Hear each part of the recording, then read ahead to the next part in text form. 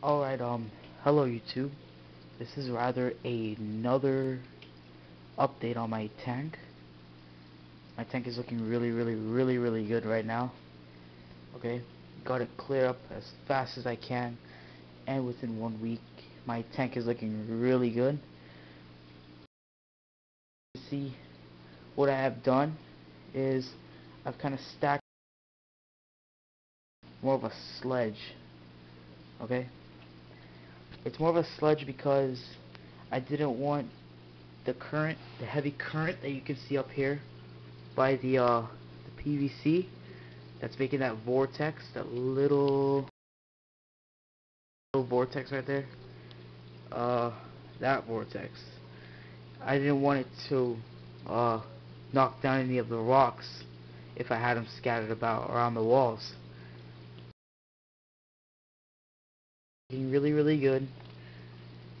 My tank is actually doing really very good with this sump that has been set up for like about a week now. And I haven't really checked out the filter paddings yet, but I'll go through that a little bit more when I get down to the sump area of this video. Actually, one of my fish unfortunately died when I was doing this sump project. When I was moving up some of the rocks, it got crushed. It's one of my red top and duck. It's one of him.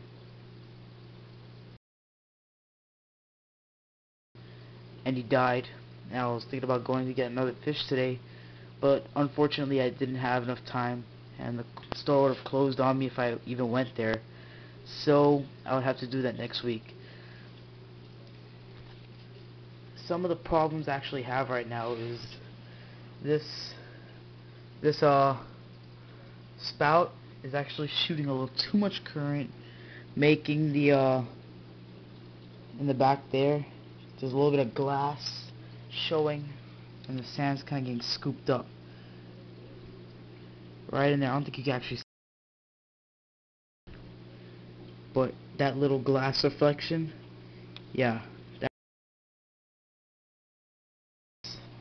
I actually thought myself that the cichlids made that, but it was from the current pushing, because I actually saw it with my own eyes, and yeah, that's just that. So anyways, another problem I've been having some trouble with is my yellow cichlid, my yellow lab, the female. She's right there. Oh, oops, she ran away. Let me get a good shot at her. There.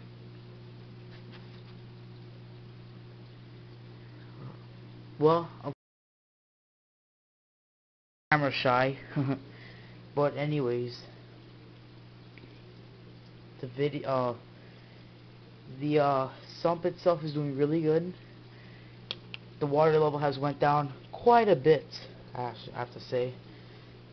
Let's get a top view.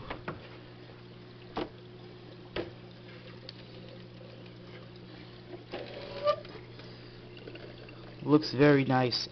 That's actually one of the rocks that was already bonded with some algae in one of my other videos.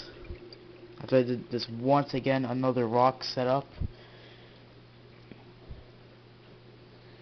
Okay, that's looking very good.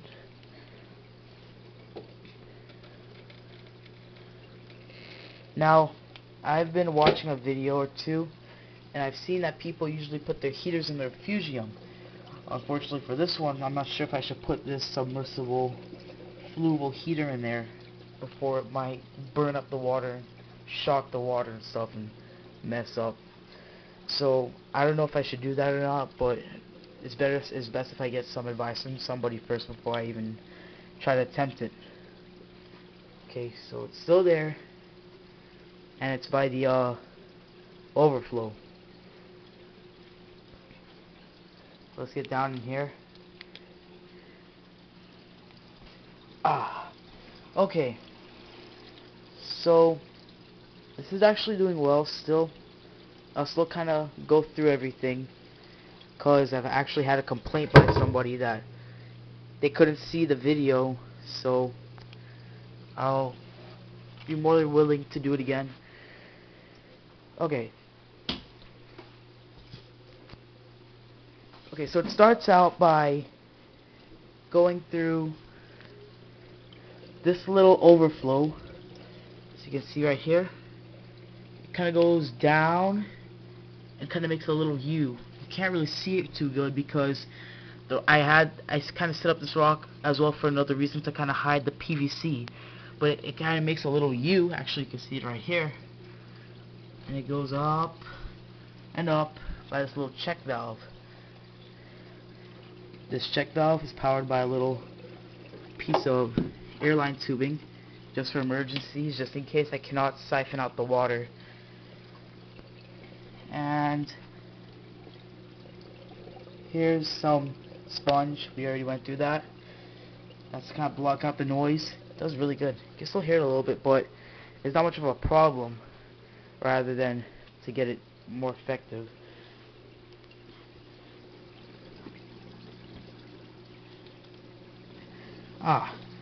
And then here we have, let me get a better view about this.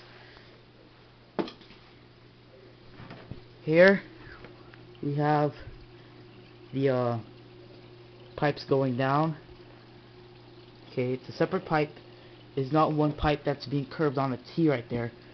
There's two pipes in there, and they go down, and then it makes another little U and comes up to the T, which then goes to the right. There's two curves of PVC. Now that's because, to kind of like give it a gravitational structure, I didn't like that open out type of setup right there I used to have. So anyways, it goes down to this little union that I unscrew, just to like, because see, what I accidentally did was I PVC glued the drip plate. So I used the union to unscrew that with the ball joint, and that helps me get the drip plate and the filter pads out, and that I have not tested out yet, but I know it's gonna work. I'm pretty positive that it's gonna work. And once again, here's a picture shot of it, just in case you can't really see it. Okay, that's the shot. And then there's a pump. The pump is also PVC used. I didn't want to use any clear hose before, because the clear hose it's kind of messy. I mean, if you think of it, it's like using PVC then using some flex hose or airline hose. So anyways, this is a cheap Home Depot, or $40 Home Depot 500 gallon fountain pump, or 500 gallons per hour fountain pump.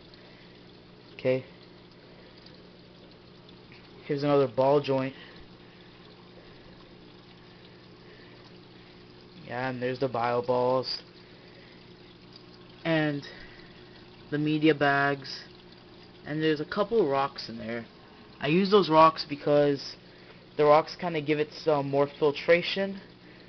Okay, the rocks give it a little bit more filtration, and what that does is, I actually figured out myself that if you have some rocks in there, it'll kind of like trap some of the bacteria on those rocks. And also the rocks are good for filtration as well. I think I repeated myself a few times just saying that. But anyways, that's just that. Now, it goes up into those tubes. There was a ball joint. I forgot to explain that. It's a ball joint. It kind of makes a little L and goes up here. That L just goes right up into a little thing, and then I used a little, I didn't cement this because just in case I wanted to change out the spout, that won't be a problem. Okay, so then after that, there's that. I burnt that on purpose so I could make a little spout. I didn't want a big O spout, so kind of way made it a little bit professional. But then once again, this is my tank. It's another update, and it's cleared up really, really fast. I did not yet do a water change for this week, but I will do one next week. I kind of want the tank to adapt a little bit, build up some bacteria, some algae growth, and all that good stuff before I do another water change. Around here I still got some fish crap, but that will be all cleaned up that maybe next week. And thanks for watching this video. Oh, and also actually put a background in the back because there's so many wires in the back. And here's a little example that I can show you right now. Okay, so hope you enjoy this video of me once again. Please stay in tune for our next video coming up. Thanks for watching.